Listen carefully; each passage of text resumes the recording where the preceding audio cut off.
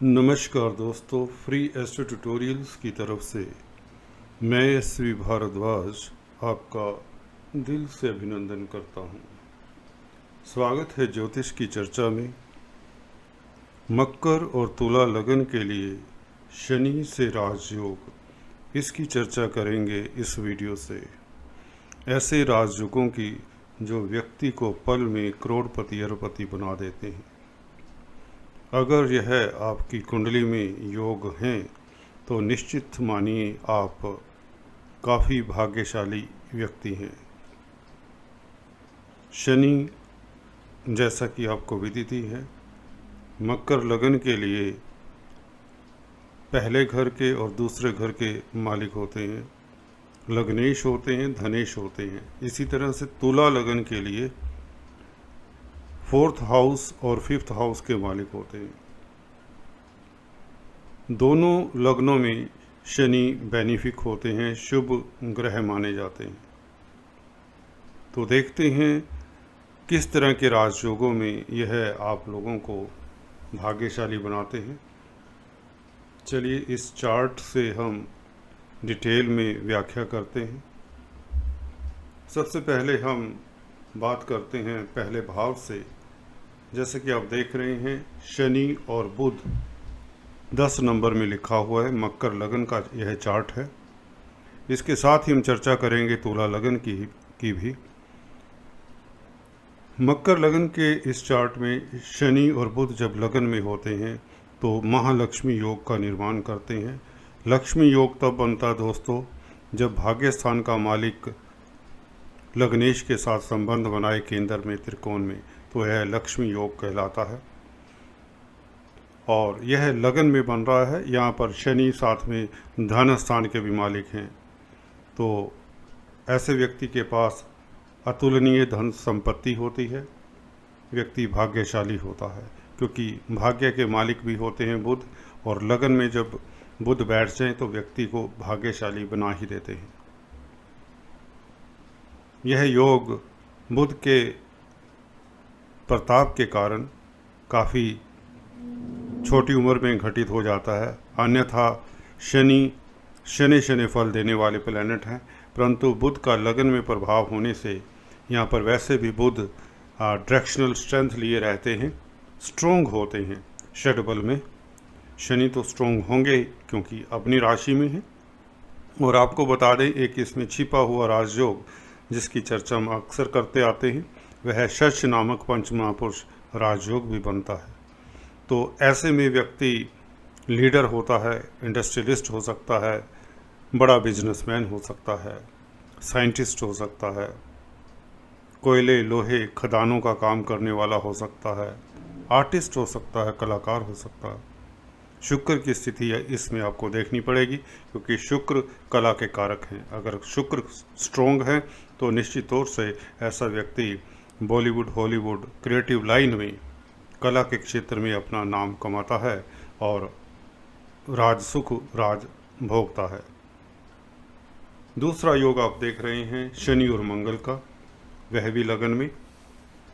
मकर ही लगन में अगर हो, मंगल हालांकि इस लगन के लिए अकारक प्लैनेट होते हैं, अशुभ प्लैनेट होते हैं, परंतु इनकी जो डिपार्टमेंट्स हैं, 4th लॉर्ड खासकर केंद्र के मालिक हो जाते हैं जब, तो यह प्लैनेट शुभ भी हो जाता है, सुख के मालिक हो जाते हैं। जब लगन में 4th लॉर्ड बैठ जाता है तो व्यक्ति के पास प्रॉपर्टीज़ का भंडार होता है। लग्नेश के साथ बैठ जाएं तो व्यक्ति निश्चित तौर से सुखी भी होगा। धनेश भी हैं शनि और अपनी ही राशि में हैं। और दूसरी बात ये, मंगल उच्च के जब हो जाते हैं तो शनि मंगल का यह योग और भी कारगर होता है। इतना ही नहीं, यहाँ पर शनि मंगल के योग जो डिपार्टमेंट्स हैं, लग्नेश धनेश शनि हैं, मंगल लाभेश भी हैं, तो यह महालक्ष्मी योग भी बनता है और लगन में बनता है। सबसे बड़ी बात इस योग की ये है कि यहाँ पर मंगल का दुष्प्रभाव कम ही देखने को मिलता है क्योंकि मंगल उच्च के होते हैं। हाँ, मंगल की दशा अंतर्दशा में ऐसा देखा गया है कि व्यक्ति को चोट फेट से ख्याल रखना चाहिए। जी हाँ दोस्तों, अपने स्वास्थ्य का ख्याल रखना चाहिए मंगल की दशा में या अंतर्दशा में। अदरवाइज यह राजयोग हर तरफ से सबल है व्यक्ति को ऊंचाइयां देने में। इसके ऊपर राहु केतु का प्रभाव नहीं होना चाहिए, ना ही बृहस्पति का प्रभाव होना चाहिए, क्योंकि बृहस्पति 12वें घर के मालिक होते हैं। बृहस्पति का प्रभाव व्यक्ति को ऊंचाइयों से नीचे ले आता है। चलिए अभी बात करते हैं शनि चंद्र यह योग जब दूसरे घर में बना होता है तो यह भी राजयोग बनाता है मकर लग्न के लिए। हालांकि यहाँ पर विषय दोष का भी निर्माण होता है, परंतु दूसरे घर में यहाँ पर चंद्रमा और शनि अपने ही घर में है, मूल त्रिकोण साइन होता है।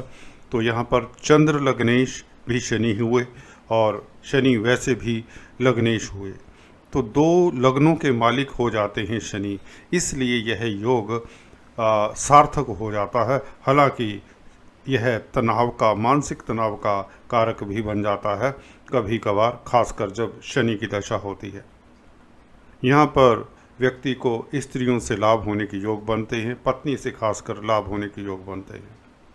व्यक्ति 50 की आयु के बाद प्रसिद्धि पाता है और ऊंचाइयाँ छूता है।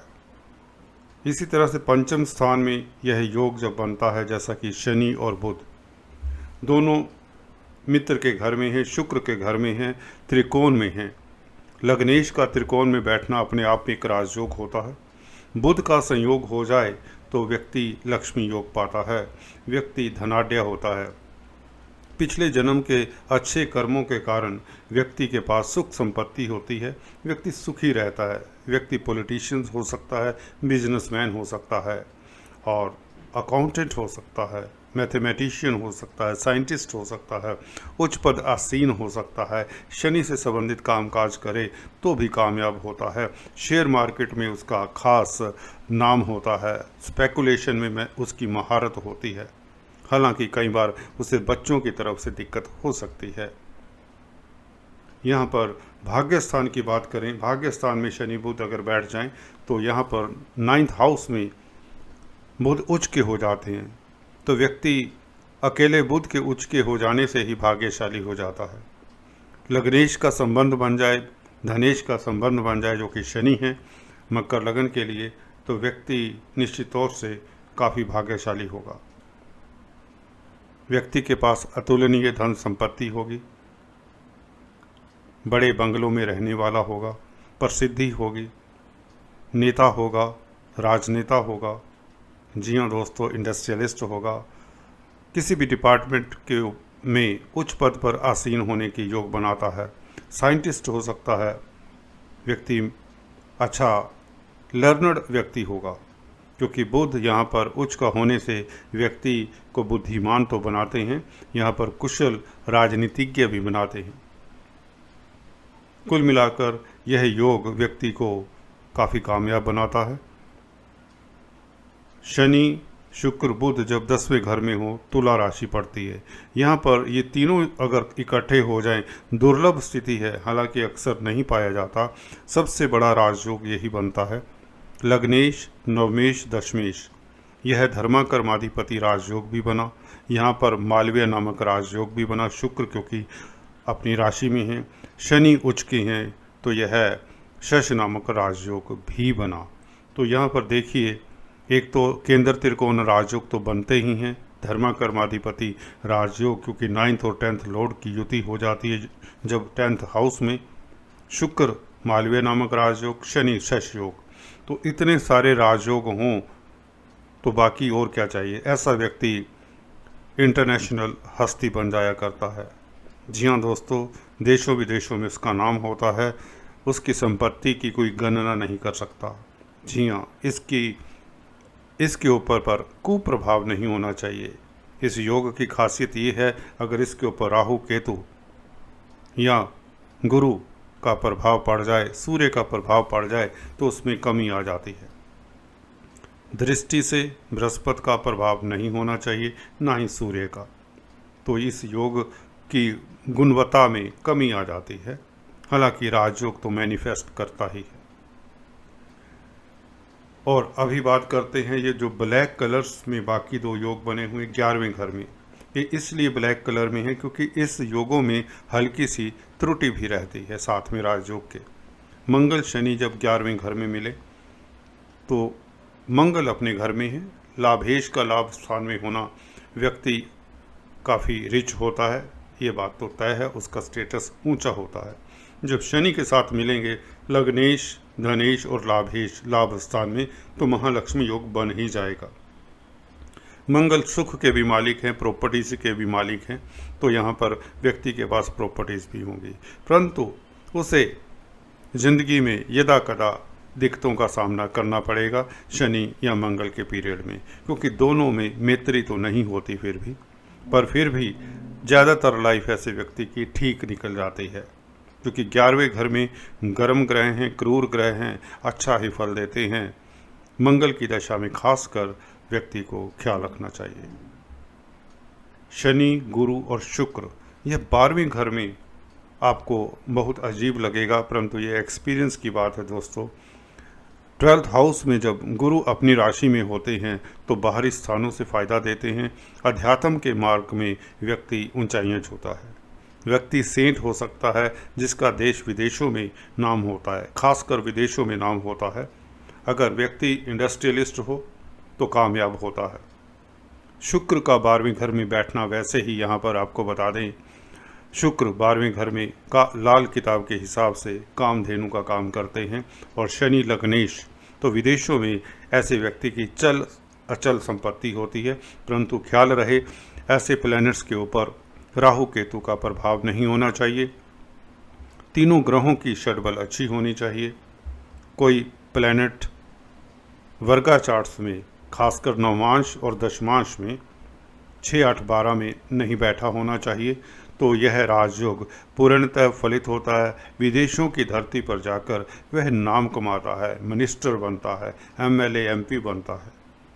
जी हाँ दोस्तों, तो ये था राजयोग मकर लगन के लिए, जो कुल मिलाकर मैंने राजयोग बताए, बहुत कम हैं, समय इजाज़त नहीं देता। अभी बात करते हैं तुला लगन के लिए। तुला लगन के लिए दोस्तों, यहाँ पर अगर 10 नंबर की जगह 7 नंबर हो, यही प्लैनेट आप देखें यहाँ पर बैठे हों, शनि मंगल यहाँ पर शनि 4th लॉर्ड होते हैं तुला लगन के लिए, और 5th लॉर्ड होते हैं। मंगल 2nd और 7th लॉर्ड होते हैं। तो 4th Lord, 5th Lord, 7th Lord, 2nd Lord, ये सभी धन के कारक बन जाते हैं। हाँ, व्यक्ति व्यापारी होता है, कुशल व्यापारी होता है, परंतु यहाँ पर शनि मंगल को की मैत्री नहीं रखते, हल्की फुल्की दिक्कत भी दे दिया करते हैं पारिवारिक लाइफ में, फैमिली लाइफ में, क्योंकि 2nd लॉर्ड का बीच में सम्मिलित होना मंगल का, शनि के साथ बैठना 2nd हाउस फैमिली का होता है, इवन 7th हाउस पति का होता है। तो पारिवारिक लाइफ में यदा कदा दिक्कतें हो सकती हैं, परंतु व्यक्ति के पास यश, कीर्ति और क्या कहते हैं उच्च पद भी होता है, कामयाब होता है, प्रॉपर्टीज़ की कमी नहीं होती, क्योंकि 4th लॉर्ड लगन में हो। व्यक्ति शेयर मार्केट में भी अपना नाम कमाता है। व्यक्ति के पास विलासिता की सामग्री काफ़ी होती है, भवन बंगलों का मालिक हो सकता है, परंतु यहाँ पर वही सिद्धांत रहता है कि व्यक्ति के ये जो प्लैनेट्स हैं शनि मंगल, इनके ऊपर बृहस्पति का प्रभाव नहीं होना चाहिए। बृहस्पति यहाँ पर भी तुला लगन के लिए भी अकारक प्लैनेट होते हैं। चलिए अभी बात करते हैं 5th हाउस में कुंभ राशि पड़ती है। कुंभ राशि के लिए यहाँ पर शनि और बुध का बैठना, शनि पंचमेश होते हैं तो अपनी ही राशि में बैठेंगे तो यहाँ पर राजयोग बना देते हैं। बुध भाग्येश होते हैं तो महालक्ष्मी योग बन जाता है तुला के लिए। इसी तरह से शनि, शुक्र और बुध का योग यहाँ पर जो 10वें घर में दिखाया हुआ है तुला लगन के लिए, यह 4th हाउस में हो जाएगा, और 4th हाउस में यहाँ पर मकर राशि आएगी। मकर राशि में शनि यहाँ पर अपनी राशि में होंगे तो शशि योग बनाएंगे। शुक्र लग्नेश होंगे, बुध भाग्येश होंगे, तो लग्नेश भाग्येश का और फोर्थ लॉर्ड का पंचमेश का मिलना यहाँ पर व्यक्ति को उच्च कोटि का राजयोग प्रदान करते हैं। परंतु यह फोर्थ हाउस में हल्का फुल्का व्यक्ति को प्रॉपर्टीज़ में विवाद भी दे देते हैं, क्योंकि शनि यहाँ पर फोर्थ हाउस में मातृस्थान पर एंसेस्ट्रल प्रॉपर्टी के हाउस में बैठकर थोड़ी दिक्कत दे देते हैं, क्योंकि यह काल पुरुष की कुंडली में चंद्रमा का घर होता है। इसी तरह से बात करते हैं हम बाकी के जो ब्लैक इंक में लिखे हुए हैं योग, यह तुला लगन के लिए लागू नहीं होंगे। रेस्ट अगले वीडियो में कभी चर्चा करेंगे। तब तक के लिए SV भारद्वाज को इजाज़त दीजिए। Do subscribe, like and share. Thanks for watching this video.